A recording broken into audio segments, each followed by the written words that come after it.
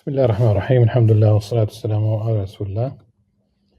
We continue reading from Imam Al-Ghazali's The Jewels of the Qur'an, Jawahir al-Qur'an, Jawahir al-Qur'an wa Duraru. And we have reached in our reading the actions of Allah subhanahu wa ta'ala. The first thing was the essence of Allah subhanahu wa ta'ala. Nothing is like unto Him. A reference to Surah Al-Ikhlas. The surah on sincerity,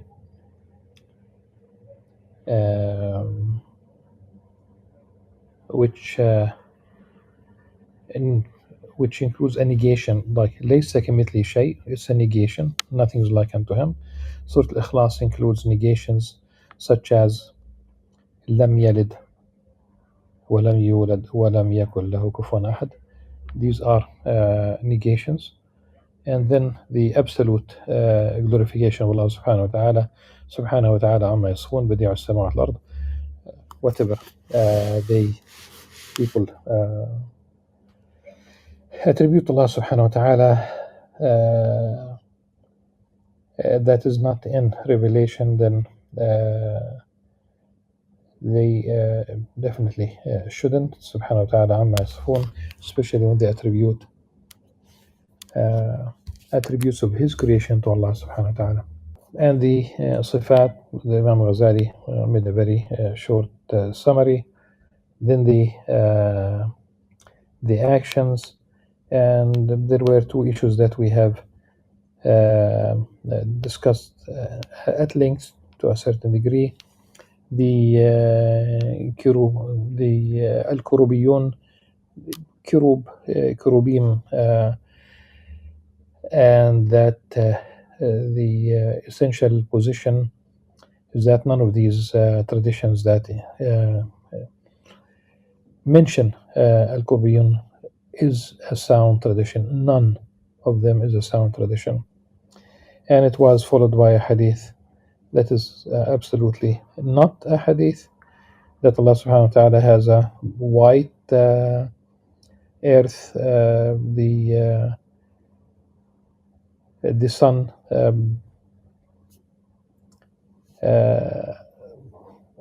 needs 30 days to orbit, and each day, 30 days, each day is like the 30 days of our days of this earth. So that will be 900 if you calculate. They are full with creatures. Creatures here, a reference to angels who do not know that Allah subhanahu wa ta'ala is being disobeyed on this particular earth, and they don't know that Allah subhanahu wa ta'ala created Adam and Satan, Iblis. Well, the hadith is definitely cannot be sound, has no origin, obviously. ليس له سند, has no chain of narrators. And there is a paragraph that we did not read. Imam Ghazali says, know that the majority of people are not aware of most of the works of God. So basically we talk about angels who are not aware of those creatures, those angels, khalq, who are not aware. And in the same manner, here we talk about human beings. Know that the majority of people are not aware of most of the works of God, especially the noblest of these works.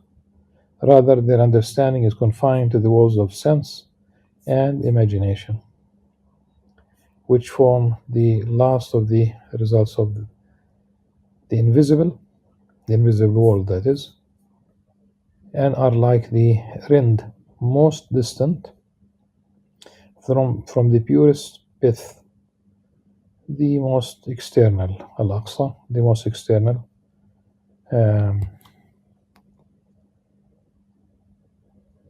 Rind, Al-Qishr, Al-Aqsa, One who has not gone beyond this stage has, as it were, seen nothing of the pomegranate except its rind, or of a man's wonders except his outward shape. This is, of course, the outward shape. Really, the not only the outward shape. In Arabic, it's really إلا بشرته, skin. Since you talk about a rind versus pith, and here will be skin versus whatever inner wonders in the human being in terms of the miraculous creation. Talk about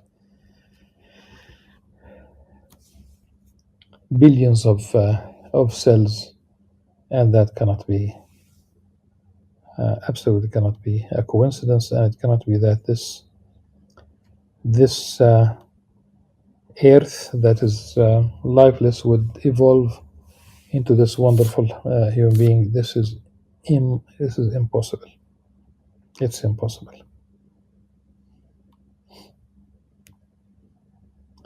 The earth does not have a brain like ours. Matter. We have about 100 billion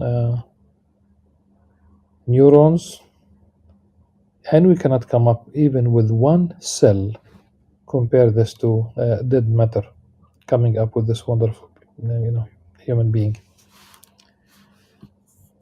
And rather than finding belief and recognition amongst the scientists in general in the West, it seems that the majority of biologists and physicists are atheists, and this is quite unfortunate. It's a trend, and we know also at the same time that anyone who tries to challenge the theory of evolution will not receive funding for research. They will be definitely ostracized in the academic community.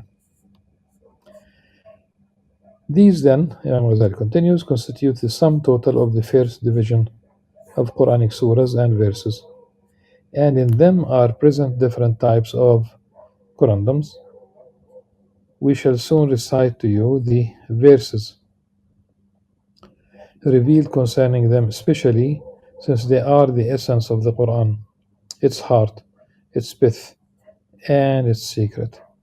The second division concerns the definition of the path of advancing towards God, may He be exalted.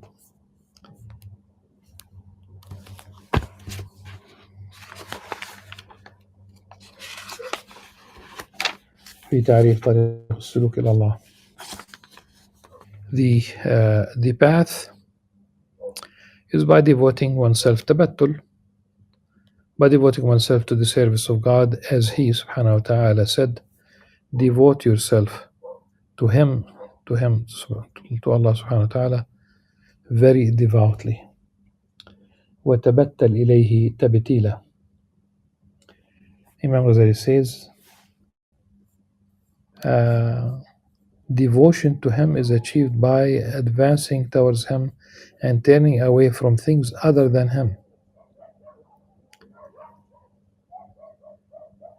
And this is expressed in His words, there is no God but He, so take Him for a guardian.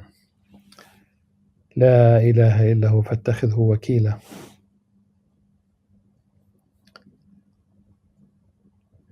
Advancement towards Him can only be achieved by perseverance in the remembrance of Him, while turning away from things other than Him is effected by opposing passion, by cleansing oneself from the troubles of this world, and by purification of the soul from them.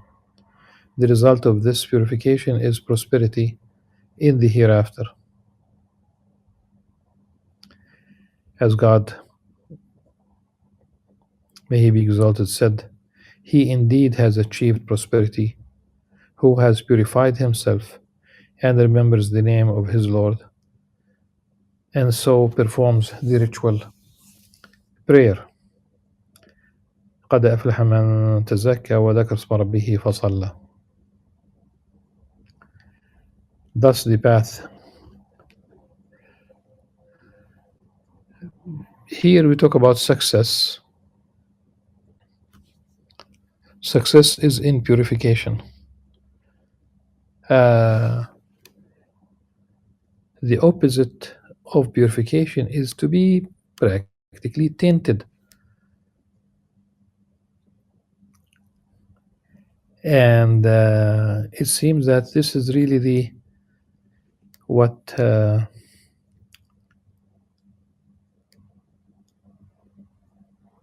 ultimately, in one sense, liberalism is advocating. It's the opposite of tazkiyah, whereby the human being is the source of what is moral, and which means ultimately you can give up on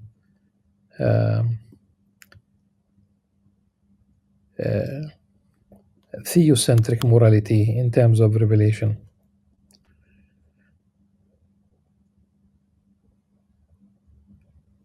The revelation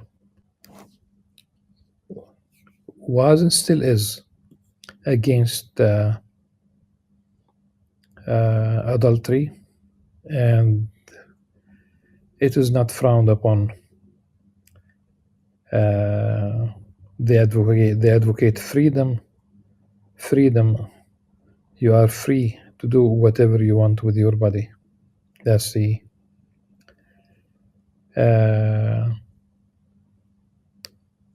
homosexuality. You talk about same-sex marriage. It is the reason why the people of Lot received divine punishment. It was not absolutely a problem of hospitality.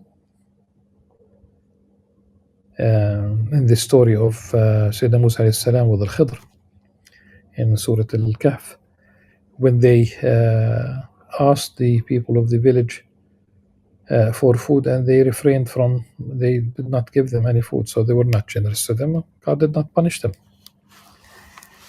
at all. There was no punishment at all there. It's in that context that Sayyidina Musa salam told the Khidr, because he rebuilt the wall, that he could have asked for some money in exchange, meaning that he could exchange that for food or whatever. So the Qur'an and the Sunnah, Islam, the Sharia, they advocate tazkiyah, and the new way of life advocates tainting the soul in the sense of it becomes impure. One can add gambling, alcohol, legalizing drugs. There are a couple of cities. There is in Western Canada. They don't want to persecute people for the use of heavy drugs like cocaine, and in the hope that this will ultimately get people out of there, because it's an epidemic now. Euthanasia, which is effectively killing people. Okay, that's euthanasia is a mercy. I mean, you just hide behind a fancy name. It's killing people, literally, because the physician judges that one is suffering in this life. There is a young woman in Holland whose psychiatrist advocated. She's young, and he told her that to put end to her misery, psychological misery, he advocated euthanasia for her, and she's going along. that path. So, تزكية قد أفلح من تزكى وذكر اسم ربه فصلى. It's because if you pray, then it's going to modify your behavior. You're going to appear different. You're going to. Thus, the path is supported by two matters, namely perseverance and opposition. Perseverance in remembrance of God may be exalted, and opposition to that which diverges from Him. This is the journey as suffer to God. But what's this journey? In this journey to God, there is movement neither from side of the traveler nor from the side of Him, of Allah subhanahu wa ta'ala, to whom he travels. Since both are together, okay. Have you not heard the words of God subhanahu wa ta'ala? And He is the most truthful of all those who speak. We are nearer. This is the verse. We are nearer to Him, meaning to man, to human being, near to Him than his jugular vein. وَنَحْنُ أَقْرَبُ إِلَيْهِ مِنْ حَبْلِ الْوَرِيدِ. So you don't travel a physical travel, but you are traveling all the time. And the Prophet ﷺ described this life as just simply like a traveler who took rest beneath in the shade of a tree. كرجل استظل تحت ظل الشجرة. How long will you stay in the shade of the tree? Not much. No matter how long you are on that on this journey. In this journey to God, there is a movement, or there is movement neither from the side of the traveler, the human being, nor from Allah subhanahu wa ta'ala. وَنَحْنُ أَقْرَبُ إِلَيْهِ مِنْ حَبْلِ الْوَرِيدِ. The truth is that the seeker and the sought are comparable to a picture present in a mirror. The picture is not revealed in it because of rust on its surface. When, however, you polish the mirror, the picture is revealed in it. It's been there, neither by the movement, so it is revealed in it, neither by the movement of the picture towards it, nor by its movement towards the picture, but by the removal of the veil, the rust. This is why in the hadith about the also in the Qur'an, بَرَّانَ عَلَى قُلُوبِهِمْ. And the hearts also gets rust. They do get rusty, and you need to polish the hearts from this rust, to cleanse them, to purify them. The hearts. God subhanahu wa ta'ala is revealed by His essence and is not concealed, for concealments of light is impossible, and by light everything which is concealed becomes obvious.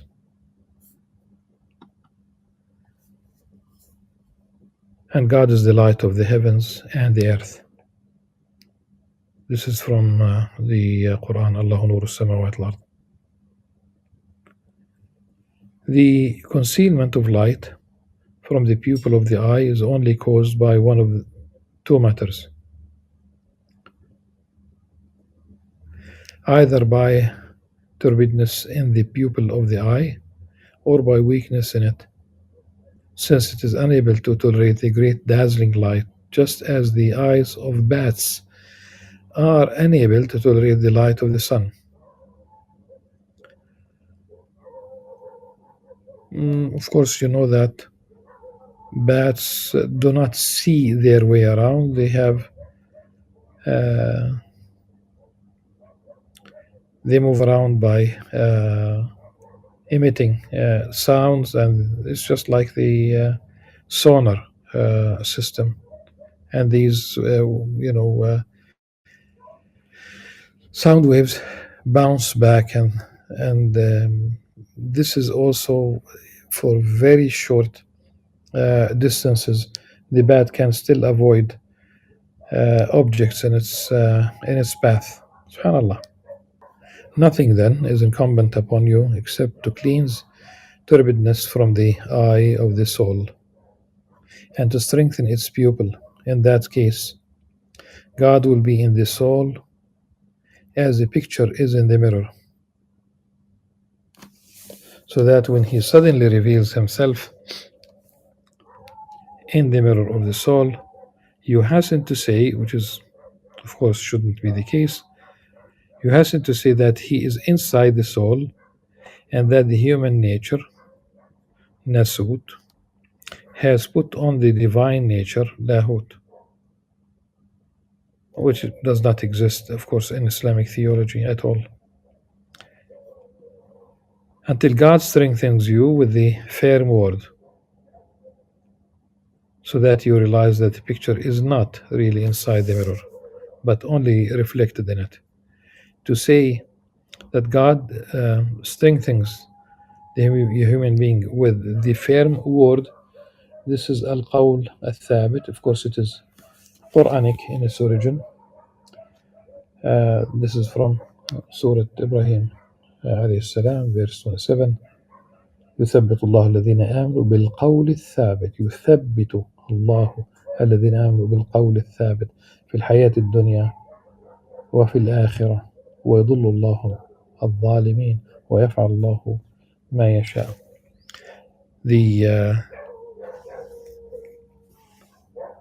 The interpretation of this is that in this life and of course upon death, one is given this